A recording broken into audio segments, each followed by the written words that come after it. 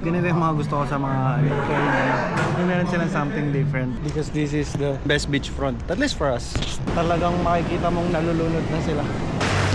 Ay puta na, nabasa tayo guys. O na. Ang saya para dito guys. Yung mga nag-aantay dyan sa float from Jetsam, dito na kayo. Hindi kami babalik kay Sinigoto kung hindi ito masarap guys. Mga tao talaga hype na hype ng mga kung ano-ano.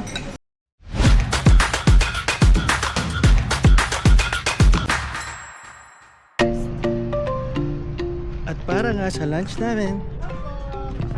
Good morning. Table for two, table for two.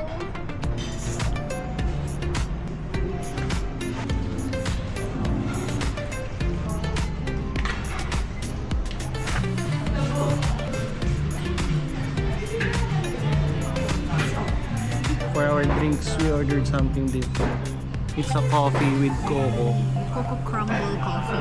It is coffee with tapioca pearls, coconut milk, and pandan. Ito lang naman yung pandan. Sa tangkay lang. May pandan extra cute, syempre.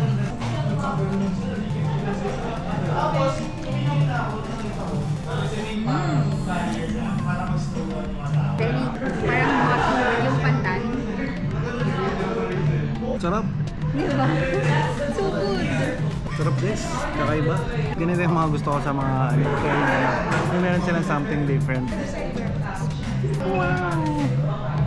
You get a little bit of everything. Oh. What? Grabe guys. One tissue pero perfect. Sulit kasi nung una parang medyo mahal. I mean, nasanay na kasi tayo sa... Siyempre we're paying for the ambience. Ganda dito eh.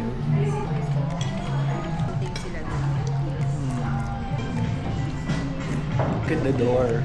It's so big. Kaya kasha yung higante. Tignan yung coins nila guys. So cool. Alright guys, today is Saturday and we're still here in La Union, the beauty of La Union. We're heading to the beach na kasi it's already 2:30 and kanina, it's a sunny, cloudy day pala. Ayan o. Look at the stars. Look how they shine for you.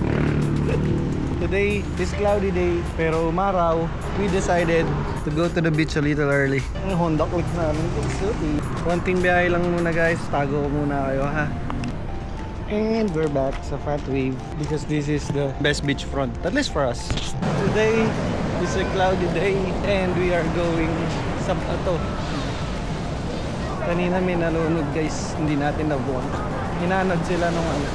Kasi lakas ng mga alon. Dalawang baba. Rescue, ang bilis din. Bilis din nila, nakita nila yung bata. Diyan sa malalim talagang makikita mong nalulunod na sila. Crying for help. Napakaas. Buti walang isdang namamatay dito pag nag-low tide bigla. Wow, may swimming pool silang sarili. Hirap physically siya.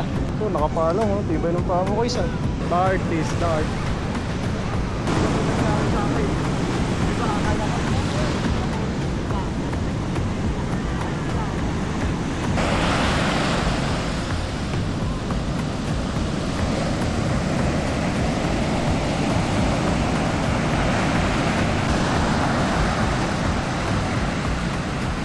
Hindi pa kasi kami naturuan ni Coach To kung paano mag-swimming sa ganyang alon eh. Survival lang yung tinuturo. Langoy aso floating. Guys, papakita ko sa inyo yung alon nung beach ngayon Sabado. Sabi nila yung LU pang daw to, surfing capital of the Philippines. Paano ka magsa-surf kung ganito? Tignan mo kung professional ka, pwede pa. Kung dito ka nakatira. Pero makikita mo yung mga nagsisurf dun sa spot na yun. Puntaan natin mamaya. Dito muna tayo sa spot natin sa tapat ng Fat Waves. Nakikita nyo ba yung alon? Tapos sasabihin nyo pang ano to? Mind you, nasa Pampang lang tayo guys. Ayan Ano mo sasabihin sa akin na to? Pang surf yung alon na yan. Paano kung di ka marunong? Hindi pa ito yung pinakamalakas. Ayan Nakita nyo yun? Pampang pa lang yan. Lahat ng tao nandito. Ayan Pampang. yung mga nagsusurf, hindi sila makapunta dun. Kasi nga sobrang lakas ng ano, ng alon. Kahit sabihin mo may instructor sila, nandun sila sa kabila. Baba tayo konti. Konti lang. Yay! Oh, pero nakita nyo? Daming tao. Ayun. Hindi na nga pinapayagan lumangoy eh. Bawal na. Kahapon nandyan pa kami. Yung tipong hanggang dito yung tubig. Pero bawal na. Mika, ayaw niya mag-swimming. Ayaw niya kasi ng mga gantong tidal waves. Tidal na to eh. Hinihintay ko lang lumabog yung araw. Susulitin kasi bukas uwi na kami. Ay, tayo na. Nabasa tayo guys. O na. Guys, papakita ko sa inyo may itlog si Bern sa likod. May bayag siya. Ayan. Look at this dude. So guys, this is our official last night in La Union. Sinulit lang namin kasi baka hindi na kami makabalik dito. Bakit? Sa iba naman. It's accessible para sa atin. Why are we not going back here? Sa iba naman. Saan ka pupunta sa iba? Tagaytay. Masaya para dito guys. Ba't ba ako parang nagpapaalam na igagala pa kami? Hanap lang kami ng kainan guys. Dito kami sa El Chao. Wala nang chicken, wala nang pork beef na lang. Soft taco beef. And then meron pa kaming isa. Hindi pa nasa-serve. Dito ako siya. Pero mataas na kasi yung standards namin when it comes to our shop. Let's taste.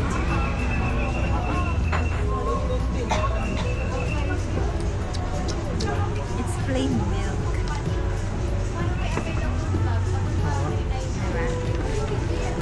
Gatas lang to guys. It doesn't even taste like rice. This is the other one. The bowl. Malaki naman siya. So yun na guys, kain lang muna kami ha.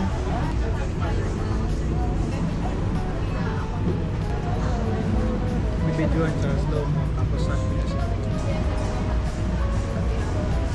Alam mo niya pala ba? Pangalan.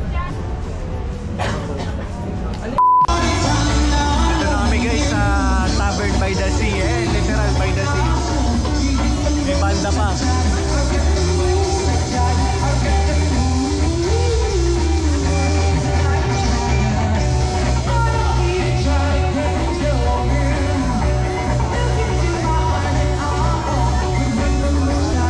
Yung mga nag-aantay dyan sa Blossom Jetsam, dito na kayo. Mapapila doon.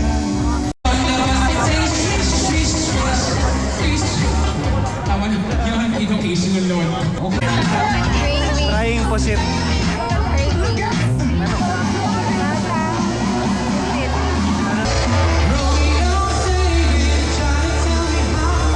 If you're looking for somewhere to drink, go here.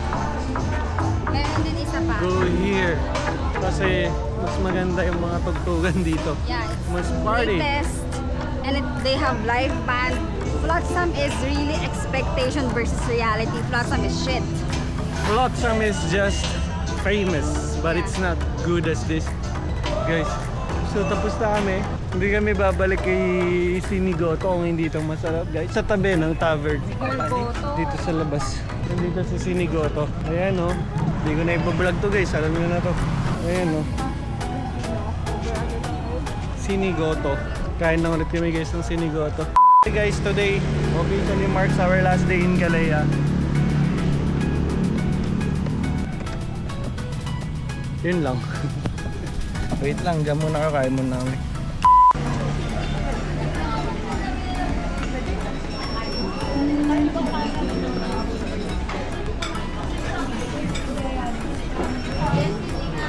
Time for merienda. Merienda for lunch. Peanut.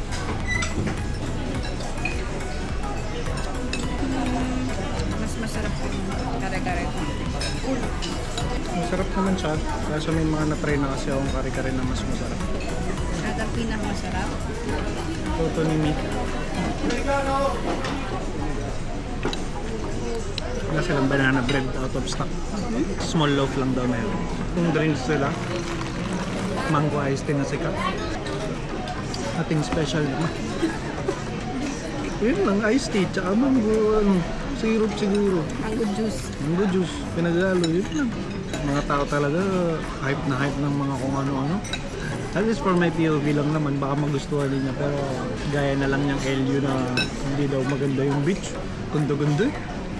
Pagpupunta ka ng LU, hindi ka para mag-beach. Totoo naman. I mean, siguro pangit siya kapag gusto mo is yung parang solitude, yung like kalma yung crowd, fine sand. Hindi siya ganun. Pero hindi siya sa madumi, hindi siya yung pangit, in like in all aspects pangit. Sabi yung kami tubig nag-enjoy. brown. Hindi naman blue na blue. Mabato kasi siya. Ako kasi, hindi rin kasi ako mahilig sa crowd. Pero may mga areas naman na pwede kang mag-isolate. So, nandun ako sa Maylid. That's why nahayaan ko lang siya maligo. Malakas lang talaga yung alon. Buong araw, buong araw. Hindi talaga siya pang swim na parang makakalayo ka. Sa pumpang lang talaga kayo. Sa mga beginner na surfer, hindi rin siya advisable. Kunwari, pumunta ka ng LU, may makita ka dun, mga nagsasurf. So, ito, may inggit ka. Pero wala kang experience. Hindi siya advisable na i-try dun. Kahit nga siguro may experience, kahit hindi ka magaling, alam mo yung may experience ka lang. Try mo na mag-surf. Yun guys, back to work. Hindi natin na-exit ng maayos yung vlog natin sa La Union kasi pagod na ako sa biyahe.